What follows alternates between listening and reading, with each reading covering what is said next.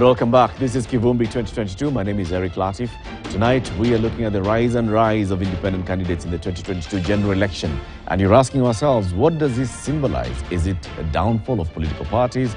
Or is it just an increase of the political bad manners that we have in the country? Our guest this evening, Frank Mukwanja, the Executive Director of the Center for Multi-Party Democracy Kenya, and we're now joined by Patrick Wainaina Jango. He's a Thika Town MP who's contesting as an independent candidate for the Kiambu gubernatorial race. Mheshimiwa, welcome to Kivumbi 2022. Thank you so much. Before you came in, Frank was saying he sympathizes with several people. Most sympathies go to the people who decided to go into this election as independents from the very beginning. They did not join any political party.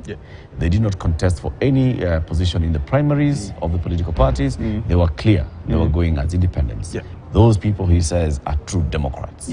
And then there are people like yourself who were in one political party, moved into another political party, and then you went into the primaries, you lost in the primaries, and then you said you want to be independent. And Frank says, people like you are just career politicians, people who are just here to... It's about ambition. It's about your own political ambition. What do you say to it? First, Eric, thank you so much. Thank you, Frank. And happy to be back in KTN. And today we had a very, very busy day. So I say thank you to the people of Kiambu. Today we did a lot of campaign around Gatundu North and Gatundu South. And we also did a bit of economic empowerment in Juja. So again, thank you for the support. And yes, I really do not want to contest about the bad manners, but the people who get into independent usually are measured with a lot of, should I say that, a bit of strictness in that we see people jumping from party to party. But at some point, our parties are still very, very young in that parties that you see around. Number one, they are outfits made by people, so they have nothing to do with ideologies, whatever party you say. That is why, for the I don't know for how long, how many elections, maybe 5 elections, maybe which I can remember. I mean, some of them I was very young. I think 5 presidents who have ruled this country have come in. When I say 5, I mean different terms. They have come in different parties. There's no one president I know apart from President Moi was elected in consecutive terms using one party Kanu. All the others. Jomo Kenyatta to be too old. Jomo Kenyatta. I don't think there was a party there, so it was a mono. Yeah, but however, let me say this. If this president, and you know, president is a very senior person in this country, if them cannot be able to stick to one party because of ideology, they always change because parties are still very, very mature in this country. That means when you are independent, yes, you change because of those issues, because sometimes at some point you want to follow a person, that is okay, because if you're talking about ideologies, zero ideologies. But what I can say is, actually independent candidates are even ahead of the parties. Why? Personally, I was elected in Thika as an independent member of parliament. Maybe I call myself the grandfather of politics of independent. And when I went in is because I was thrown out by Jubilee. So this time around, I started actually again as independent. And as you know, parties are vehicles that also are business enterprises. So somebody really convinced me, join my party. And just like that, I joined the party. Just to be thrown out in the last moment. That part I cannot support. I should have stood to my guns that I am independent, and I think that is where Frank is coming in, and that is what I would want actually to encourage a lot of people who are now want to vie as independent. Stick to your independent, because independent you are only answerable to Wanjiku. I have seen this in the Thika. last 5 years. I have been very happy as independent. In the last 5 years. Yes. So you got elected by the people of Thika Town yes, in 2017 as an independent. There you go. They knew that previously you were in Jubilee. Indeed. But then you got in as an independent. Have you been independent in Parliament in the last 5 years? Or have you been aligning yourself to the Jubilee bandwagon? That's a good thing. That's a good thing about it. Because in Parliament, you vote as per your conscience. One day, you vote with Jubilee. One day, you vote with NASA. The other day, you abstain because you don't believe in what is happening in Parliament. But Nobody will call you after the voting and tell you, you know, Patrick, I don't know what you are doing. You are whipped. You are done that. You vote depending on your conscience. And you know the good thing about this is, even when you want to vote along with the party, at some point, not once I've received a call from the party leader, the ruling party leader. Not once I've received a call from the opposition saying, Patrick, can you support us on this bill? And the question is, what are you going to put on the table for the people of Thika? Yes, I want to vote with the government. What are you going to put? Okay, there's a road for the people of Thika. I win. There is water for the people of Thika. I win. So you're able to negotiate better. I'm able to negotiate. When you're an independent. Yes. But whenever in the party, if the chief whip comes around, you have to vote this way, you vote on a about. Several things here that he's saying. He's number one saying, the thing that I asked you initially, do we have parties or do we have personal vehicles in this country? And you're saying these are personal vehicles. And businesses. And businesses. Secondly, if these are just personal businesses, then it means that the person who owns this business controls the business. When you come into parliament, you are whipped not according to any ideology or any agenda of a party, but according to a person's agenda. Now, you sit at the helm of the Center for Multi-Party Democracy. You champion multipartyism and democracy. Is that not an indictment on the entire process that we call political parties? Do we have political parties? Yes. Are they good political parties? I think we have a nascent democracy. Our political parties are a characteristic of the democratic maturity that we are in as a country. They are aggregating interests. They are articulating, and communicating a particular set of policies. And we cannot begin comparing ourselves against, very advanced democracies. If you look at it, that yes, we have had, the shelf life of our political parties is very, very short, and that our political parties have tended to prefer to mobilize along ethnic lines than issues. Those are the shortcomings. But I believe that we can see that even KANU has managed to survive post-Kenyatta and Moi era. Ford Kenya is surviving, DP is surviving, ODM has gone to several elections. And there is a possibility that we are facing in the right direction, but not moving very fast towards our. So I cannot say that we have political parties that are adequately prepared and sufficient enough to advance our democracy. But yes, we have political parties that Kenyans can be able to look at and develop. Political parties they are voluntary entities. They require commitment, they require investment. And it's not enough just Kenyans to continually treat this as vessels from point A to B the way the politicians want. They require the civil service. They require the technical skills to be able to churn out specific policies that, address particular societal challenges. To that level, may be so on paper, but let's come to the practice of this country. I think I will maintain. Let's look at the political parties. Just start from 1991, when now we reintroduced multi-party democracy. Ford Kenya, Ford Asili, Ford People, Ford, which other one was this? Very many Fords. I mean, LDP, NDP, KANU, DP. You can name all these political parties. Show me one political party that has gone and used all those systems that you're talking about to actually grow and become an institution, not a personal vehicle. KANU governed this country until 2002. Yes. I think KANU is still surviving because of the structures that they developed then. DP came into being in 1991, and you can see DP progressively growing until they're able to take power in 2002, jointly with other political parties. And we all agree that the late Mwai Kibaki governed this country very well. Yep. And that man abandoned DP. Listen, it's not about abandoning. He formed DP. Yes. Before it could get all those things that you're talking about, the structures and everything, the man jumped out of DP. But how did he get to 2002? Through NAC. what was the components of NAC? It was a DP, party. it was a registered political party called NAC that took But Mwai all this- Kibaki to the presidency. What we are forgetting. Thereafter, he contested again in 2007 with a different political party. Let me make this argument that NAC became a juggernaut that removed KANU because it had strong component political parties.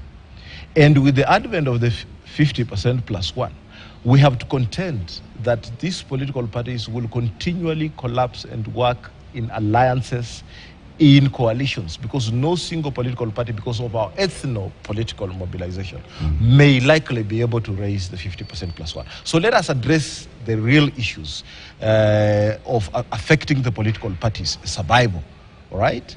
And one of it is that we are an ethnic-based political society that political leaders have to negotiate with each other so that they can be able to get 50% plus one. Is coalition building a good thing? I think so, right? Because it also helps the minority, the parties that are small in nature and represent minority interests to have a say on the table, all right? It helps the political parties to be able to pursue their interests in a more unifying way. The 2010 Constitution is actually a product of coalition politics. You couldn't have managed to navigate such a political dialogue and achieve that milestone without the politicians sharing. I think, and I want to bring in and discussing these Mheshimiwa issues. Jango into this. I get a sense that yes, coalitions are the way of the future for this country, but it's coalitions of individuals and personalities who will come in their own vehicles.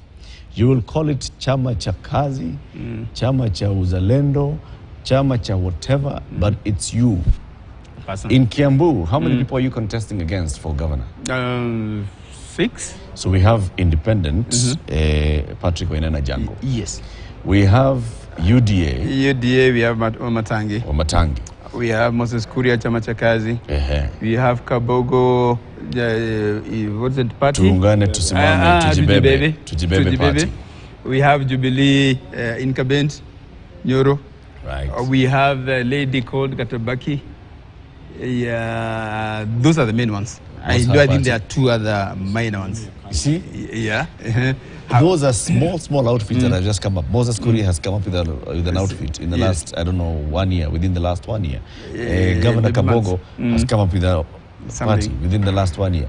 So even if you're talking about coalitions, it's coalitions of individuals, not parties. They are there. It depends whether you want to look at it as a half full or half empty. I choose to look at our political scenario and the political parties we have as half full a glass, not half empty. Because party building and democratic development work is a continuous commitment that we must have. And we cannot take back the gains that Kenya defined themselves, that this is a multi-party democratic country. Let there be political parties, let them develop progressively, but as well, if you look at it keenly, that we call ourselves a multi-party democratic country with close to 100 political parties. But if you analyze the elections since 2002, 2007, coming forward, you will see that we are actually almost a 2-party system. That after the elections in August, you will find that the majority of the county assemblies, majority of the elected representatives at the national and county level are dominated by 2 political parties, which carry about 70% of the seats, followed by 2-3 other political parties that make up the other, the other 30%. What we should actually be addressing is that we must improve on our policy and legislative framework to make sure that there are no dormant political parties. If you are registered as a political party and you do not field candidates in an election, 2022, 2027, we do not want you to mislead people that we have this much political parties when we have briefcase dormant political parties. Let there be a threshold that when you establish a political party, there must be, and it's not easy, Eric, going around this country and with the strength that eligible political parties has, going around this country to get 48,000 members, because you need to have at least 2,000 members in majority counties. That is 48,000 members. It is not easy. You must have offices established, All right? It's not It's easy not an easy business. thing to do. Let us give credit to the men and women that are investing and committing themselves. We mustn't then tackle the issue of dormant political parties. We must look at how do we strengthen the legal framework around making sure that coalition parties, coalition building is functioning and helping to advance our democracy. Not just saying we don't have political parties. Do you think political parties are our future? Yeah. I mean, look at the 12th parliament. You are 14 members who are independent in that parliament. We are likely going to have many more in the 13th parliament. I can tell you, political parties are our future. I can tell you that, maybe I would like to ask Frank that still I don't think he has really come out to tell us that political parties is not just a vehicle to take you to parliament, to county assembly, in that personally I'm yet to be convinced what these political parties stand for. Because right now where I sit, I don't know any political party that stands for anything. Yeah, if you look at the recent behavior of Jubilee, that was elected by a majority. And then you find right now the leader and the deputy, now they're in different parties, all right? And if they really stood for something, a party that ruled the country, if it stood for anything, then those ideologies are still with Jubilee Party. Why would you then jump ship to another party when you know if you stick with the ideology? These other 100 parties that we have in this country, which party stands for what? In fact, there's one party I like, GTAP. That one I know, standing for green. Yeah, we know it's standing for something. It could be a small party. But all these other parties, I really have not seen anything that has stood for anything. If anything, as you say, Eric, these are just political outfit. When something goes wrong with this person and does not like it, and he has got the money, he moves to another one, and this does not work, moves to another one. If you look at our friend, Prime Minister Honorable Raila Odinga, I don't know, he has parties in every 2 years, like on average, right? Well, in the last 15 years. In the last 15 years, on average, maybe a year, every 2 years, the last 15, he's been in one party, ODM, since 2005. Yeah, but that's, I think, congratulations to him. That's really quite a long time for one person to be one party and, face the flame. So again, what I want to say is, look at what happened in the nominations with all these parties, all of them. Again, one party sits here with 3 people and says, Eric, now you're going to be a flag bearer for Kiambu County as a governor. I mean, I don't know where democracy is in all that. I mean, even sometimes the other candidates were being informed on phone. You guys, we know you paid, but sorry, we cannot take you as a candidate. Another party makes people spend a lot of money. You go, you campaign, everything, and then you have nominations where people are voting 20 times. One person voting 20 times. And you have paid nomination fees, $500,000. Okay? Another guy is 250. A border guy has paid maybe 50K for MCA. But then you are put there knowing very well that they have got a favorite for that seat. I mean, when you look at this, surely, and again, you're taken to a sham, a disciplinary committee, a sham, do what? I mean, all those things, when you look at this, to me, I really see that this party democracy is so far. That is why today you have got 7,000 independent candidates in this country, larger than all these parties combined, by the way, larger than all these. Yeah, today I think we had, 23 presidential candidates, independent. I think we almost have 200 governors candidates. I think we have got almost 1,200 MPs and thousands of MCAs. Kiambu alone, I have got 280. I called a meeting for independent people. I had 300 candidates, and I had 1 governor, I had 1 women rep, I had 6 MPs, I had 280 MCAs. So this tells me that the next government we are going to do in Kiambu, I can tell you, Eric, I can tell you, Frank, without any fear of contradiction, we are going to have an independent governor, and we are going to have 60% of MCAs coming from independent. This is what I'm telling you. So this is the future. What Independent do you is the think future. that means? So we are going to have independent people in the legislation, in the legislative assemblies, independent people in the executive. Yes. So political parties then... they're dead on arrival. I mean, what I'm saying is... He's not going to have... If these guys, going by the kind of behavior these political parties are depicting, going by what they're doing, if you look at those nominations, I mean, nomination itself really tells you we don't have anybody serious that is making a party, and that is where you find all these numbers. All these numbers are coming to independent. Who would want, if you really defeated me fair and square, why would I want to waste my money knowing that there's a guy who is better than me? Why would I? Why are these people so convinced that yes, if they come in there, they can win this election? Because they believe they were legal. I mean, they were illegally sent out of the contention. Eric, several things. One is, while I sympathize with the situation, one of my, the people that I sympathize with out of their own faith, I would say as follows.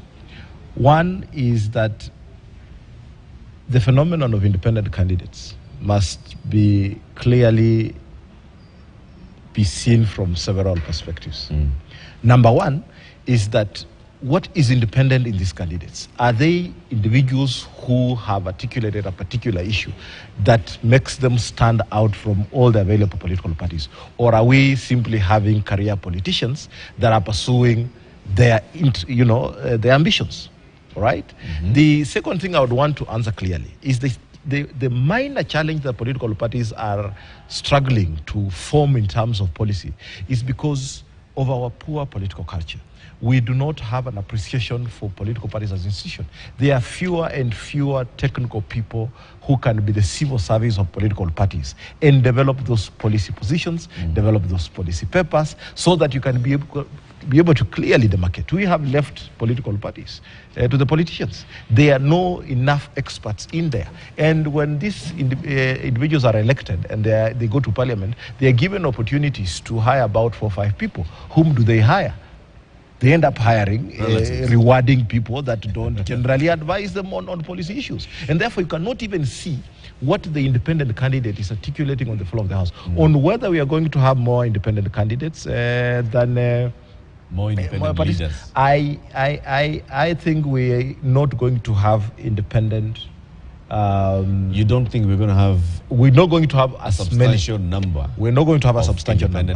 But Eric, yes, because I think it's something, Frank, thoughts. I really want to put forward to you. Yeah. And this thing is that political parties, first and foremost, should stand for something. Why people are going independent is because political parties don't stand for anything.